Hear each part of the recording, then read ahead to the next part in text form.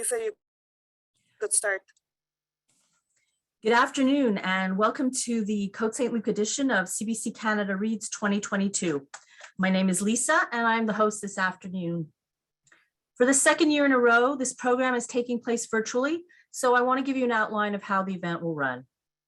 This year's theme is One Book to Connect Us. Each defender will have about 5 minutes to talk about their book to convince us why theirs is the one book that best fits the theme. I will be keeping time and will let the defenders know when they have about a minute left. Following that, I will ask each of them a question about their book, and later they will also have the chance to tell us what they didn't like about their books. Finally, based on what we've heard from their fellow panelists, we're going to find out which book they would eliminate from the running. We'll then give you, the audience, the chance to ask any of the panelists a question. You can do this by writing in the chat or in the Q&A box. If you want to ask your question out loud, please raise your Zoom hand and we'll unmute you so that we'll be able to hear the question. While question period is going on, I'll also be asking those of you who are able to vote for the winner to do so. We will announce the winner at the end of today's program. The order in which we will hear from our panelists was already predetermined. So without further ado, our first defender is Jen. Thank you, Lisa. Told in the form of his people's oral tradition, Thomas-Müller's debut Life in the City of Dirty Water is a national bestseller. It is a story of survival against systems of oppression, addiction, intergenerational trauma, as both his parents were residential school survivors, and about finding healing and highlighting his Cree experience. He writes about his upbringing in Winnipeg, which translated from Cree means dirty water, and how he began healing by using prayer and participating in his culture. The author writes about his life with honesty and vulnerability, recalling the many challenges of growing up skinny, queer, and forcibly urbanized by the development of mega dams on his ancestral territory. This memoir is broken up into 5 chapters called Flight, Warrior, Water, Healing, and Fire. They describe how Clayton moved around a lot with his mother, but was never very close with his birth father. He had loving relationships with some of his other family members who tried to help him change his destructive path he was on, and who taught him a love for the land and his Cree culture. Maleness and anger are major themes as he learns to work through a childhood of domestic and sexual abuse, racism, poverty, homelessness, gang life, juvie, and substance abuse. His stories are dark and heartbreaking, but they show how he leveraged his life experiences to become the activist, warrior, and global thinker he is today. In the latter part of the book, the author reveals that anger can only take you so far. The danger is that it burns so brightly but doesn't really affect any change. To heal, he had to learn how to turn anger into resistance and bring his warrior spirit to the fight against the ongoing assault on Indigenous peoples' lands by big oil companies. By his early to mid-20s, Thomas-Müller had already been involved in the tar sands campaign with IEN, which is the Indigenous Environmental Network, and the North American Indigenous Delegation to the World Summit on Sustainable Development in Johannesburg, and 350.org, as well as many other organizations. While discussing his work with these groups in the book, the author makes a rather poignant observation, that many Native groups are divided and how much better things would be if all the energy we devoted to fighting each other could be directed at solving the problems we all faced. To put it in the author's words, the easiest way to lean on us is to exploit our internal divisions. There are many in our tribal council who think they can be in both worlds at once. They think the priorities of global capital can be reconciled with the priorities of the land. But you can't be Indian and the Iron Horse at the same time. The result is that families are divided down the middle. Councils are divided down the middle. If you want to conquer, first divide. This is why we must remember that everything is connected. Clayton is an award-winning film director, media producer, public speaker, and best-selling author on Indigenous rights and environmental and economic justice. He is involved in many initiatives to support the building of an inclusive global movement for energy and climate justice. He has been recognized by Yes Magazine as a climate hero and is featured as one of the 10 international human rights defenders in the National Canadian Museum of Human Rights. In addition to the book, there is also a documentary called Life in the City of Dirty Water short doc. The film premiered in 2019 and went on to win the Best National Short Film Award at Montréal Cinéma Sous les Étoiles. The Canada Reads theme this year is One Book to Connect Us. The CBC is exploring stories that inspire readers to reflect on community and who we are in the world we live in. Life in the City of Dirty Water best represents this theme as it is an inspiring and important memoir about the author's work on some of the most critical issues of our time: Indigenous rights, nationhood and healing, and climate justice. I would like to leave you with this short excerpt from the Life in the City of Dirty Water. I had become disillusioned with school and was getting into consistent arguments with teachers, especially social studies teachers, about what they were teaching about Canadian history. Why did the social studies books have only 2 pages about Indigenous peoples? Social studies is taught in bizarre little tidbits, as though Canada had not been a collection of Indigenous nations before colonization. I began to argue with teachers who didn't appreciate having me challenge them in front of the whole class. I would debate the curriculum they were teaching. I began to fight with school administrators who didn't appreciate my disagreeing with them. I was angry and I started to get into trouble. I knew I was spiraling, but I couldn't tell. Was the world a mess, or was I? Or was it both? Everything was going to shit. I knew I had to protect something precious, but I didn't know what it was. I knew there was something better than the drugs and the fighting and the anger and the stupidity. I knew I was heading in the wrong direction, but I never lost sight of that beautiful thing, whatever it was. Every day I would wake up and tell myself, this is not real. I'm not in this situation. People don't really hate me this much just because I'm Native. I'm not really this much of a loser. This is all only temporary, but things would be much worse before they got better. Thank you. And now I turn it back to Lisa. Thank you. Perfect timing. So next up is going to be Mairead. Thank you. I will be championing 5 Little Indians by Michelle Good. Published in 2020, the novel was longlisted for the Giller Prize, and in 2021, it won the Governor General's Award for English Language Fiction at the 2020 Gigi Awards. The author, Michelle Good, is of Cree ancestry, and she is a descendant of the Battle River Cree. Her great-grandmother participated in the 1885 uprising at Frog Lake, and her uncle, Big Bear, was a powerful and popular Cree chief who played many pivotal roles in Canadian history. Good is a member of the Red Pheasant Cree Nation in Saskatchewan. She has been working with Indigenous organizations since she was a teenager. At the age of 43, she obtained her law degree from the University of BC to better serve her community. Now retired, she practiced law in the public and private sector, primarily advocating for residential school survivors. Although 5 Little Indians is fiction, some of the episodes were based on real experiences of her mother and grandmother, who were both survivors of Canada's residential school system. Residential schools were government-sponsored schools run by churches. The schools were created under the Indian Act in 1886 with the goal of educating Indigenous children, but also the more damaging goal of indoctrinating them into Euro-Canadian and Christian ways of living and assimilating them into mainstream white Canadian society. An estimated 150,000 children attended residential schools between 1831 and 1996. An estimated 6,000 children died at residential schools. They died from disease, malnutrition, neglect, and they suffered physical, psychological, and sexual abuse. In 1920, it became mandatory for all Indian status children to attend the school. If parents did not agree to send their children, they were forcibly taken from them. Attendance was compulsory until 1969, and the last federally funded school was in 1996. In total, over 130 residential schools operated in Canada between 1831 and 1996. In 1931, there were 80 residential schools operating in Canada. That was the most at any one time. I would like to read a short paragraph from the Indigenous Foundation's website. Residential schools systematically undermined Indigenous, First Nation, Métis, and Inuit cultures across Canada and disrupted families for generations, severing the ties through which Indigenous culture is taught and sustained and contributing to a general loss of language and culture. Because they were removed from their families, many students grew up without experiencing a nurturing family life and without the knowledge and skills to raise their own families. The devastating effects of the residential schools are far-reaching and continue to have a significant impact on Indigenous communities.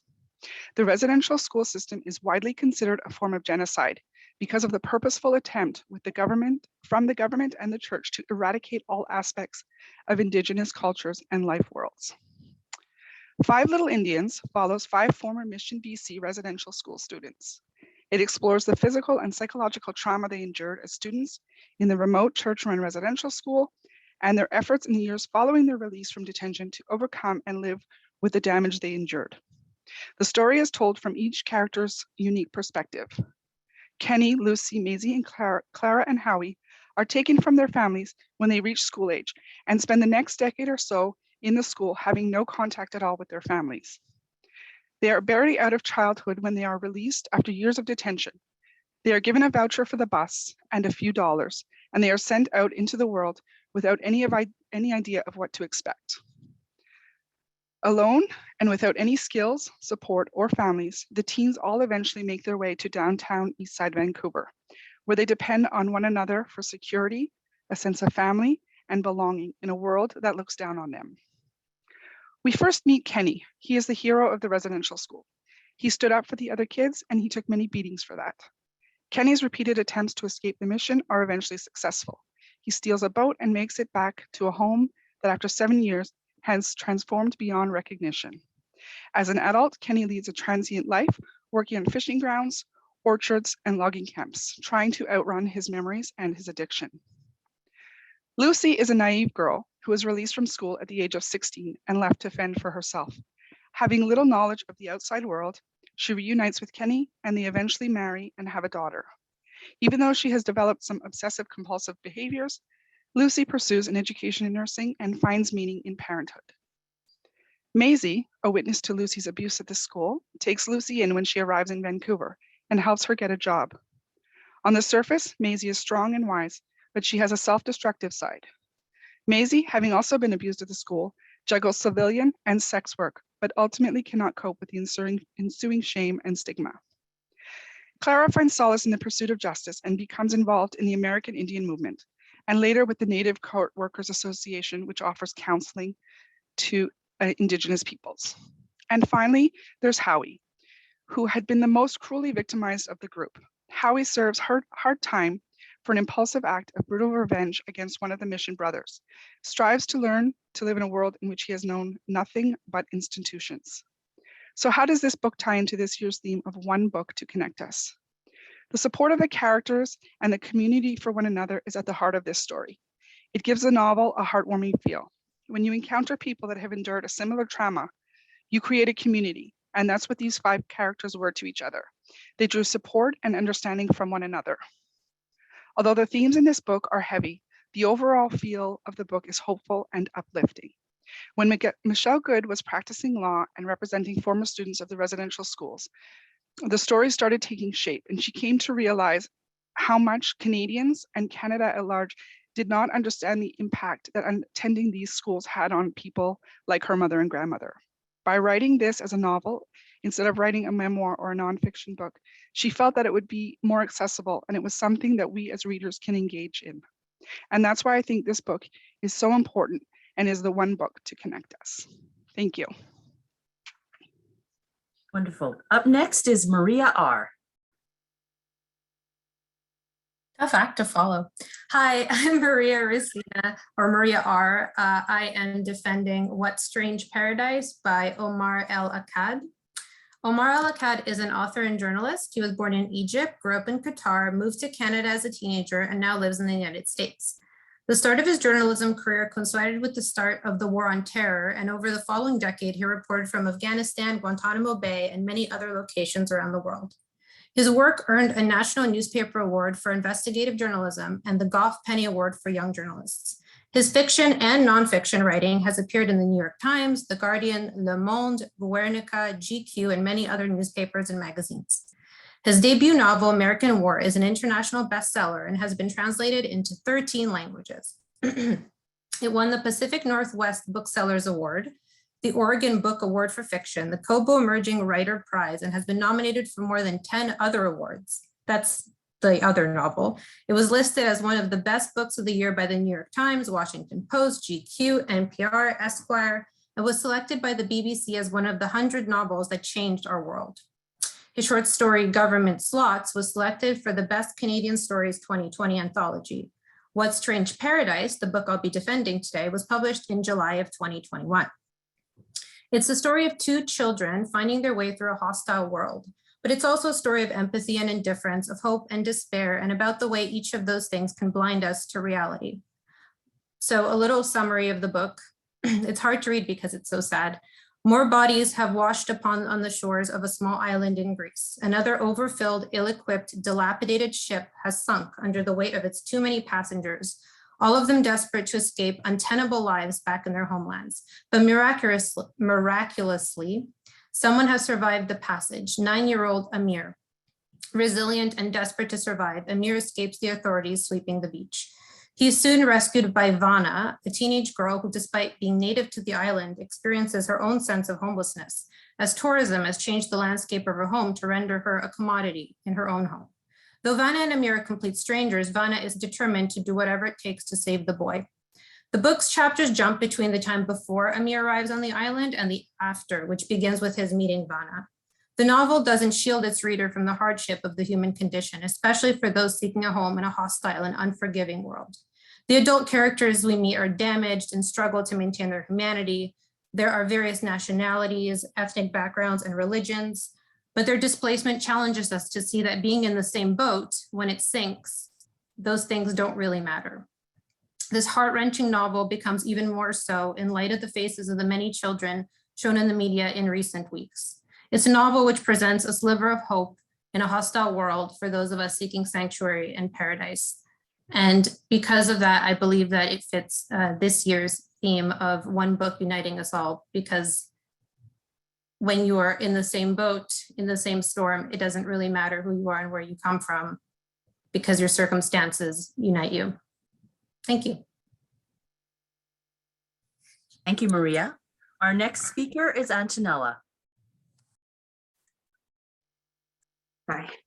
As you know, this year's theme is one book to connect us. My book, Washington Black, written by S.E. Edugyan, is definitely a book all of Canada should read. In fact, I feel strongly that this book will inspire readers to reflect on community and who we are in the world we live in. Despite it being set in the past, the themes certainly resonate in the present day. Washington Black tells the story of George Washington Black, known to everyone as Wash. Wash is born into slavery on a Barbados sugar plantation in the 1830s. He has felt the cruelty of his masters and has seen the violence with which other slaves are treated. At 11 years old, he is chosen as the manservant of his master's brother. He is initially terrified. To his surprise, however, the eccentric Christopher Wilde, otherwise known as Titch, turns out to be a naturalist, explorer, inventor, and abolitionist. Titch treats Wash as his research assistant, and under Titch's tutelage, Wash's talent for nature drawings begins to flourish. Soon, Wash is initiated into a world of science where a flying machine can carry a man across the sky. The two develop a bond, but when a man is killed and Wash is the leading suspect with a bounty placed on his head, dead or alive, Titch must choose between his family or saving Washington's life. And the choice results in an unforgettable adventure. They abandon everything and flee together. The two make their way across the Atlantic, traveling up the east coast of the US, up into Canada, and eventually to a remote outpost in the Arctic. Over the course of their travels, what brings Wash and Titch together will tear them apart, propelling Wash even further across the globe. I will not spoil how they get separated, but they do part ways. Alone, teenage Wash finds his way to Nova Scotia. During the second half of the novel, Wash tells us of his time in Nova Scotia, followed by his transatlantic travels with the family he met as they researched aquatic life together. Once in England, he and the scientists who befriended him in Canada create the world's first living aquatic museum. All the while, Wash continues to chase answers from his past and has a secret relationship with the scientist's daughter, Tana. Wash roams the world with Tana, from London to Amsterdam and then on to Morocco. And along the way, we learn more about Titch's twisted family and witness how Wash tries to build a life for himself, pursuing his interests in science and art and finding love. All of this is intriguing as an adventure novel, But what Edugyan's writing really excels at is how it so vividly portrays the hardships Wash has to endure. Because even when slavery is abolished, racism, of course, persists. Wash struggles with his identity, constantly forced to investigate the gap between his own potential and what society sees in him. The writing is particularly strong when Edugyan writes about the psychology of her characters and what drives them. For instance, the question arises, why does Titch decide to help Wash? Is he a good person? Then how can he, the white upper-class scientist and abolitionist, finance his endeavors with money earned by his family's plantation? Sometimes it seems like Titch himself doesn't know the answer to that question. S.C. Edugyan is a magnificent storyteller. Edugyan writes about the important topics of racism and identity, but in an accessible form of an adventure novel, told chronologically and in the first person. She does a fantastic job with imagery as her characters travel across the world. It is a story that will make you think, it will make you angry at times, and in the end, it will make you feel. But don't just take it from me, others more literary than I concur. Among its many accolades, Washington Black has won a Giller Prize and was also a finalist for the Man Booker Prize. And for all the reasons I have just given, I would like to ask that you vote for my book, Washington Black by S.C. Edugyan, to be the winner of the 2022 Canada Reads Côte-saint-Luc edition. Excellent. And our last offender this afternoon is Maria Luisa. Good afternoon, everyone. Well, as Lisa said, my name is Maria Luisa Morales, and as many of you know, I am one of the librarians at the library. And I'm happy to be here today to tell you a little about the book that I am defending, Scarborough, written by Katherine Hernandez. Or I should say Hernandez. This captivating read is set in the city of Scarborough, which is a highly diverse neighborhood made up of many different boroughs and communities east of Toronto. The book is set in the Kingston and Galloway area specifically, a diverse and resilient community which, like many inner cities, suffers under the weight of poverty, addiction, racism, violence, and crime. Interestingly enough, this book was made into a movie, which was presented at the Toronto International Film Festival last year.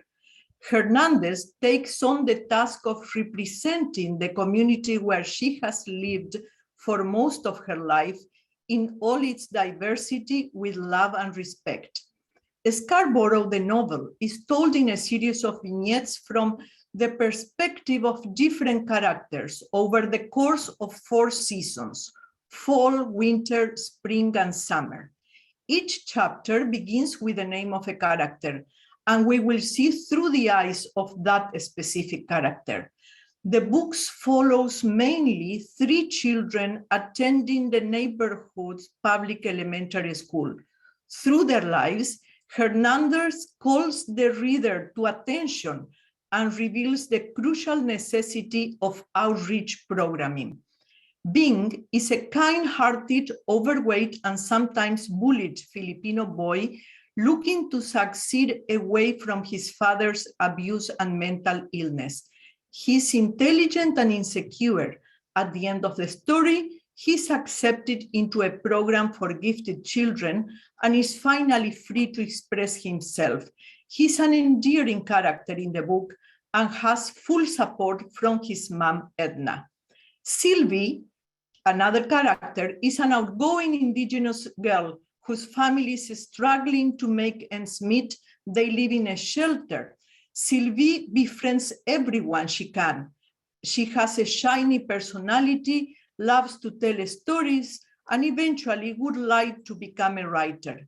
Her mother, Marie, figures prominently in her life. Laura is a neglected, shy girl. She was first under the care of her mother and now is with her father. Both parents and the system fail her. She breaks your heart with her fragility and innocence. These children develop a friendship among themselves. Each of their stories has the potential to stand alone, but here they are connected through their community and the before-school local literacy program they all attend. In that classroom, they are free to express themselves and join together to lift each other up. At the center of this safe space is Ms. Hina Hassani, the Understanding and Supportive Program Facilitator of this Ontario Reads Literacy Center, who deals with racism and bureaucracy as she tries to make a difference. These families are at their most honest and sometimes lowest moments, but the author always presents them with sensitivity and compassion, making sure to demonstrate that many of these parents deserve our attention and understanding. This is one book to move readers to connect to others, fitting the theme of Canada Reads. This year's books will remind readers that we are all connected and that we are stronger when we come together. We can work through hard things and find the hope we need to keep going, says Ali Hassan, the host of the BBC Canada Reads this year. So, in keeping with the theme of Canada Reads, one book to connect us, this book reflects social issues that affects us all: poverty, mental illness, alcoholism, racism, prejudice. The author is showing us that we need to be more in tune with each other. Community matters on a humanistic level, regardless of rich or poor. Scarborough is one of those rare books that says a lot about connection and community by showing how helping each other can make a difference. We are left with a feeling of hope that some of these families will be able to break out of poverty, and that Ms. Hina, the frontline literacy worker, and others like her can make a difference in these families' lives. There is hope that these kids and their families, no matter the challenges they face, will be all right. It is an emotional and powerful read. It is a story about the importance of public education, generosity, courage, hope, and connection. That's all I have to say for now. Thank you. All right, so now I'm going to ask you each a question about your book. So I'm going to start with Antonella. Washington Black showed us that slavery is a stain on human history. Today in 2022, there are many groups suffering under the oppression of cruel governments and leaders. Why does the narrative of these experiences continue to be important?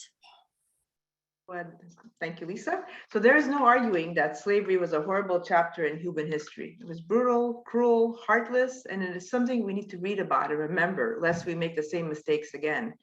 But let's not kid ourselves, however, into thinking that we are so much more evolved and civilized that there is no oppression in our time. It continues even today, perhaps not always in such a physical and obvious way as the violence and aggression of slavery, but let's face it, it hasn't gone away. An example is in China, where the Chinese government has been committing crimes against humanity and genocide against the Uyghur population in northwestern China. Unfortunately, the curtain put in place by the government to impede communications makes it hard for us to really see what's going on. All we have are the stories from those who have managed to escape the area and satellite images of the villages before and after they were destroyed. Obviously, what also comes to mind is what is taking place in Ukraine right now. It is clear to all, except those who only have access to Russian propaganda, that this is oppression of the most extreme kind. And the war is being broadcast live for all to see, televised live on news channels and streamed live on social media. We are bearing witness to the barbaric actions of the Russian soldiers, following their government's orders to relentlessly destroy towns, cities, and lives in the process.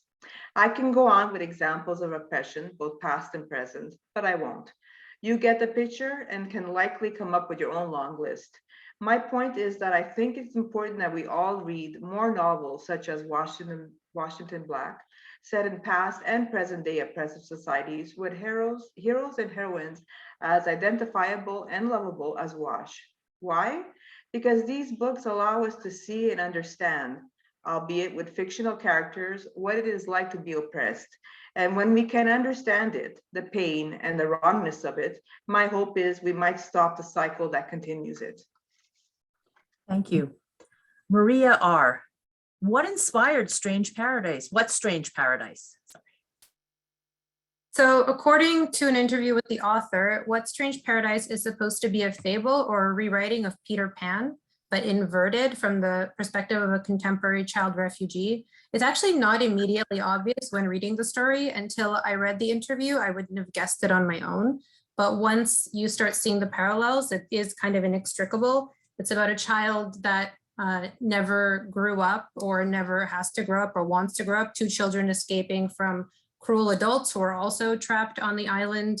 So those parallels actually become obvious once you are aware of them. But when I read it on my own, I wouldn't have known. So my guess of the inspiration, and most people's guess of the inspiration, I would assume, would be that famous photo of the little boy who had been washed up on an island near Turkey on the way of the Kurdish 3-year-old child. I have his name written down, Elan Kurdi.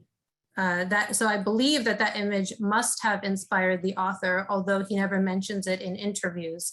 But I think it's an interesting commentary on the fact that he was writing a fable, which then turned out to be a commentary on global action and global media and global news.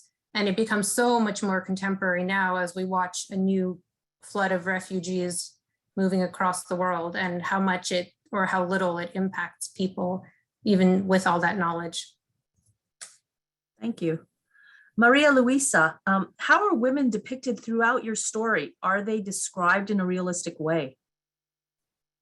Yes, they are described in a realistic way, and Hernandez celebrates women in her book. The book recognizes women as pillars of the community, many of them caregivers and educators. In its most sympathetic portrayals, 3 adults stand out. The Filipino mother, Bing's mother, who escapes an abusive relationship with Bing on tow and works long hours in a nail salon to provide what little she can for her son. Marie Bedouin, the indigenous mother who takes care of her 2 children, Sylvie and Johnny, and a husband with a disability. Sylvie is a healthy and helpful child, while her brother Johnny displays early signs of autism spectrum disorder. His mom is trying to navigate the healthcare system for her son, who has been previously dismissed by a doctor who assumes Marie cannot handle the diagnosis and the behavior therapy that would likely come with it. So while the children, despite their circumstances, still have an innocence about the world around them, their mothers are fully aware of the obstacles they face. Another character, Miss Hina Hassani, the program facilitator who runs the literacy program out of the local elementary school, serves as a kind of anchor point with connections to these kids and to their families. Through her eyes, we witness the impact of poverty on education.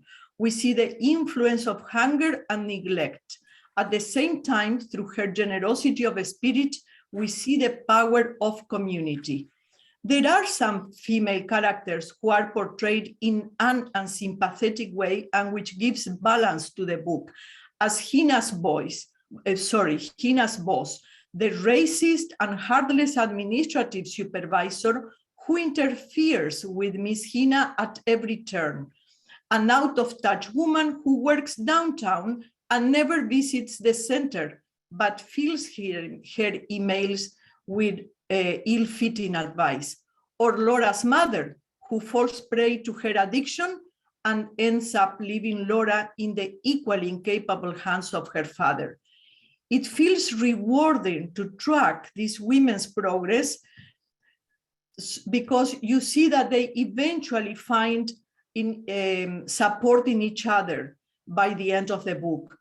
And overall, I can say that the book focuses on the strength of women and their relationships with each other. Thank you. Mairead, your book was written from the point of view of 5 different characters. Why do you think this was intentional? So normally I would have difficulty keeping track when there are too many characters in a book. You can't follow all the storylines. But I think in this case, it worked very well. Michelle Good has said that when she was writing the novel, she looked at all the different forms of abuse that students experienced while they were in the schools. And then she looked at all the reasonable outcomes of those injuries and what a person could expect and how their lives would unfold after that. If you look at two people who are abused in a similar fashion, they might deal with the trauma in different ways. In the book, we see that Howie becomes very angry and vengeful, while Lucy develops OCT tendencies, and Kenny has difficulty staying in one place for very long, and eventually he does unfortunately succumb to his alcohol-related illness. When Michelle Good, she really wanted to make sure to cover all of these trauma-related injuries that continued throughout the rest of their lives. And that's how she was able to do it. She was able to do it by following these 5 characters and the different forms of abuse that they endured and the different outcomes, how it affected their lives differently and the outcome at the end. Okay. Jennifer, you're the only one with a work of nonfiction. What have you learned after reading this book? Thank you, Lisa. Of all the information presented in the book, what has really stayed with me the most, despite all of our efforts to be more culturally aware and sensitive to other people's traditions, we still inadvertently are imposing our ideas and opinions of how things should be, so to speak. Why does society feel the need to reshape, excuse me, and remold people? Maybe the focus should be on how we integrate people into something while maintaining their identity instead of wiping it away so that we are more comfortable. Interesting. All right. So now I'm going to ask each of you to tell me what you think is a weakness in your book. So Mairead, would you tell me something that you didn't care for in your book?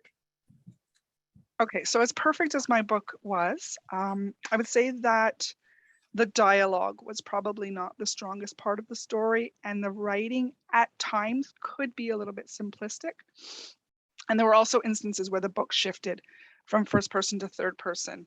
But I don't think that impacted the importance of the story or my enjoyment of it. And I think everyone should read it. It's a very important book. Okay. Maria Luisa, what about you? Well, in my opinion, the last chapter in my book takes an unexpected turn in the plot, which is very surprising. The author evidently wants to tie loose ends in Laura's story in a positive way. For me, it does not fit with the reality of the previous chapters. This is not a weakness, but a surprising twist at the end that the reader may like or not. Interesting. Okay, what about you, Antonella?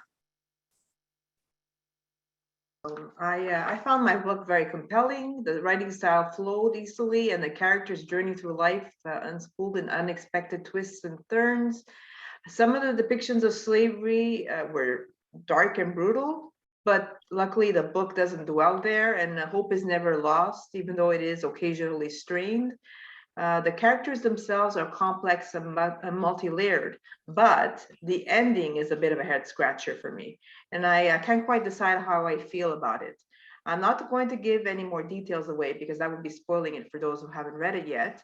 All I will say, without divulging too much more, is that the final chapter felt a bit rushed and improbable. I was left wondering what really happened in the end, as it seemed Wash abandoned it all: his lover, his hope for the future, his scientific work. In any event, despite these quibbles, let's keep in mind that it is fiction and still a truly fascinating book start to finish. Yes, I would have preferred a cleaner ending, but the life lived out in these pages is anything but clean. So why would the ending be? All right, Antonella, I know what you mean. And Maria R., you're up last. So we just have to hear from you. Yeah. Yes. So because the book is told from the perspective of a 9-year-old boy, and maybe because the intention was that it be a reworking of a fable, some of the topics go a little bit underexplored. Sometimes it's not clear on Go ahead.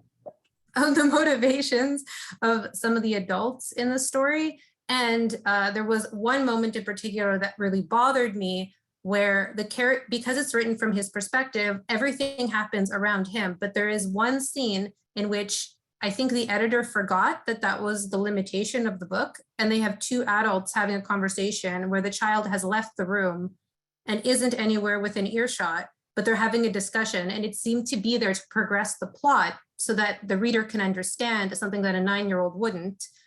But it did throw me out of the story for one small moment, and I will point that out. Okay, so, all right, panelists, here's your last chance. I think you're forgetting me. That must mean I have no weakness in my book. Sorry. That must mean my book is perfect. Yes. That's all right. Go ahead. I'm reluctant to say that there's a weakness when it comes to someone's memoir because it is such an intensely personal thing. You have to be very courageous to write your story and share it with everybody as it gets published thousands of times. But that being said, it's not told in a linear fashion. It is 5 chapters, but they do tend to skip around a little bit, and it doesn't progress like other works do, like A followed by B, then C. So this book doesn't really do that. Not everything is explained to you, the reader, when you want it to be explained to you. Like the story does get there, it just maybe not how you'd like or how you'd expect it to. But as others have said on the panel, it doesn't really impede your enjoyment of the book. It doesn't take away from it. It's just a little bit like, oh, wait a minute. You read something in chapter 4 that you would have expected to have been presented to you in chapter 2. Okay, so now, panelists, this is your last chance to convince the audience, based on what you've heard from our other defenders, which book you feel should be eliminated from being the one book to connect us, and why. So Maria Luisa. This is a very difficult question to answer, to tell you the truth. Particularly, I find this year the books are they have been very well chosen.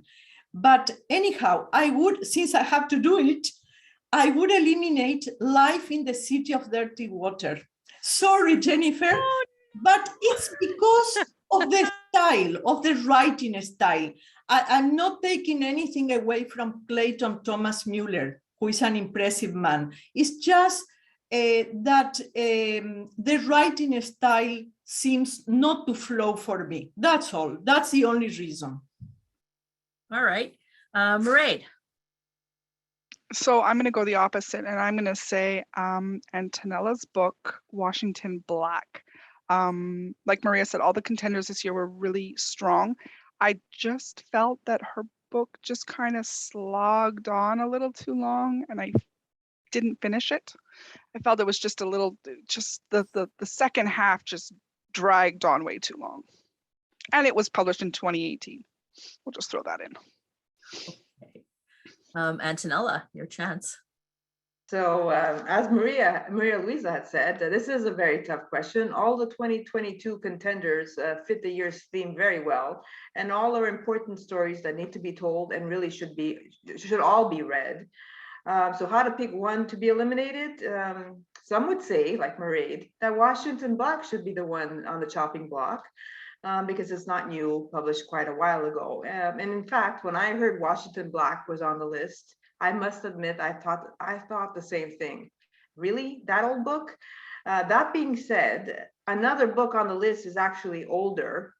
So as ridiculous as a reason as it is, I will vote for Scarborough. Sorry, Maria Luisa. It was written a year earlier in 2017. But you will be able to see the movie only now. Okay. Which is a great movie to watch. All right, Jennifer, which one would you eliminate? Okay, so I have 2 things to say. So firstly, I'm going to rebut Maria trying to vote me off, Maria Luisa, that is. I will say, yes, you're right. This book did get some criticism online for the writing style. And you're right, because if you read it at the end or somewhere in the interview, he wrote the first draft and the publisher said, yeah, no, this is not going to fly. Take this away and rewrite it, which he did. But the thing that I want people to remember, if hopefully they pick up the book to read it, is that it is he is coming at it from the tradition of an oral tradition, which is the culture, the Cree culture, which is an oral tradition. It's the storytelling tradition. So very much when I was trying to say what I thought maybe what was one of the weakness was, is it doesn't flow in that linear fashion. It does actually have a very non-linear feel to it. It is very storytelling like. And I'm trying to get my hands on it, but apparently if you actually listen to the audio book of this book and you don't read the print but go to the audio version, apparently it's fantastic. It really takes on another layer because it taps into that storytelling tradition. As for my vote, sorry, Antonella, it's Washington Black. Not for the reason of it being old. I really, similar to Mairead, I found it was a very epic novel that gets just pulled into too many directions, both in terms of the plot and the geography. And I found that it tried to cover too much. And a lot of the emotional and the cultural weight of the novel just gets a bit lost. Sorry. All right, so the last word on this goes to Maria R. I didn't coordinate with the others, Antonella, I'm sorry. So I also am going to say Washington Black, and for none of the reasons that anyone else has stated. So I'm a very character-driven reader, and this is a very plot-driven book for me. So I found Wash kind of hard to believe in a way because he very much illustrates, I think, the narrator's language. Like he's supposed to come from this place where he doesn't have an education, but then he uses words like, I wrote them down, unconscionable, incandescent, leadenly, disconsolate. I found it hard to believe that a character without an education would use those words so casually, because regular people don't, even people with a very high education. And that is the only reason. But that's essentially my vote. I'm so sorry. I kind of wish I'd asked other people who they were voting for so that we didn't pile up on you like this. I feel piled up on, yes. All right. Okay, audience, now it's your turn. We're going to open the floor to questions. You can write your question in the chat or the Q&A box, or raise your Zoom hand and we can unmute you so we can hear your question. It's also time to start casting your vote.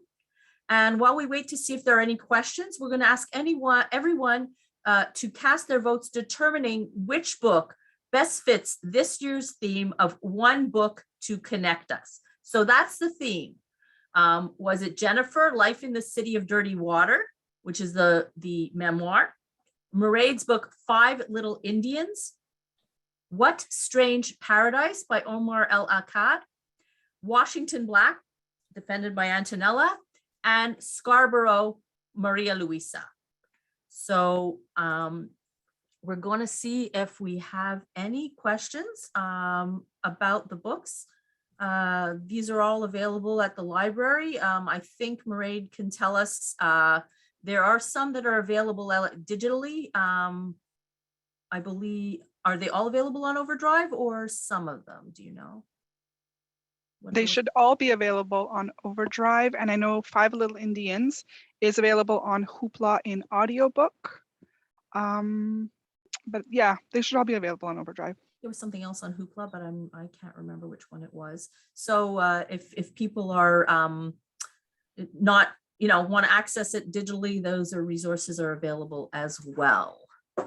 Okay, so we're going to give people a little bit more time to post a question or raise their hand. Just to let everybody know, the actual CBC debates are taking place the week March 28 to 31, and it's going to be on CBC Radio 1, CBC Listen, CBC TV, CBC Gem, and on CBC Books. I'm sorry I don't have the times. When I checked the website, they had not posted the schedule yet, but no doubt some of those will also be available later on a podcast or at your convenience. All right. So we've got some people voting. Somebody's asking how you vote. Well, just the same way you wrote down your question, you can write in the box, I vote for. Okay. So we're getting some Yeah, you can put the title. You vote by putting the title on the chat. All right. There we go. Okay, so somebody's coming in. Now, I have to say I read all 5 books and I did enjoy them. And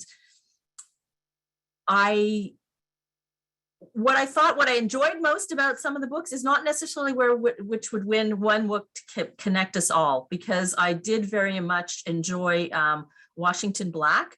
And like Antonella, I thought, I'm waiting for the sequel. She kind of, as you said, at the end, you're saying, but what happens to him? I want to know what happens in the rest of Washington's life, because he's had such sort of an epic life to this point. He wasn't that old a man when we leave him.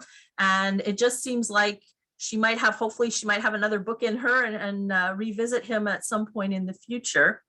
I have to say the memoir, I think it's very hard when they put up a memoir against fiction novels. It's really makes it difficult for people to choose.